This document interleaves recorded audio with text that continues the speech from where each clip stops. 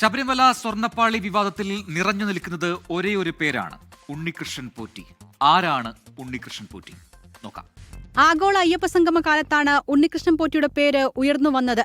ദ്വാരപാലക ശില്പത്തിന്റെ പീഠം കാണാനില്ലെന്ന ആരോപണവുമായാണ് പോറ്റിയുടെ രംഗപ്രവേശം.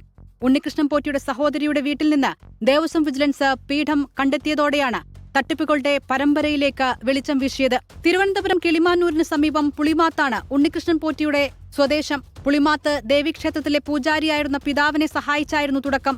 നാട്ടിൽ CPIM അനുഭാവിയായിരുന്നു. പിന്നീട് ബംഗളൂരുവിലെത്തിയതോടെ BJP അനുഭാവിയായി. 10ാം ക്ലാസ് കഴിഞ്ഞതോടെ ബംഗളൂരുവിലേക്ക് പോയി. ശ്രീരാംപുര അയ്യപ്പക്ഷേത്രത്തിൽ പൂജാരിയായി. പിന്നീട് ശബരിമലയിൽ കീഴ്ശാന്തിയുടെ പരികർമ്മിയായി കൂടി. ആദ്യ ഭാര്യ മരിച്ചതോടെ വീണ്ടും വിവാഹിതനായി. കുടുംബം ബംഗളൂരുവിൽ. ശബരിമലയിലെത്തിയതോടെ സമ്പന്നരായ ഭക്തരുടെ വിശ്വസ്തനായി. അവരുടെ വഴിപാടുകളും പൂജകളും സമർപ്പണങ്ങളും ഉണ്ണികൃഷ്ണൻ പോറ്റി വഴിയായി. ഒപ്പം ശബരിമലയിൽ ഇവർക്ക് വേണ്ട സൗകര്യങ്ങളും പോറ്റി ചെയ്തു.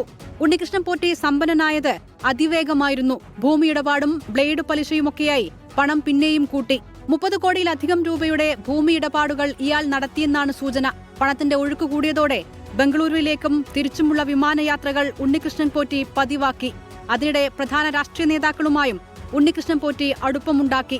കോൺഗ്രസ് നേതാവ് സോണിയാഗാന്ധി, മുഖ്യമന്ത്രി പിണറായി വിജയൻ തുടങ്ങി പ്രമുഖർക്കൊപ്പമുള്ള ചിത്രങ്ങൾ അധികാരസ്ഥാനങ്ങളിൽ തനിക്ക് ബന്ധമുണ്ടെന്ന് മറ്റുള്ളവരെ അറിയിക്കാൻ ഉപയോഗിച്ചു. പോലീസ് ആസ്ഥാനത്ത് നിന്നുള്ള ഫോട്ടോകളും പുറത്തുവന്നിട്ടുണ്ട്. ഇങ്ങനെ ദുരൂഹതകളുടെ നായകനായി ഉണ്ണികൃഷ്ണൻ പോറ്റി മാറി. ഇനി വേണം ഇവയുടെ ചുരുളഴിയാൻ.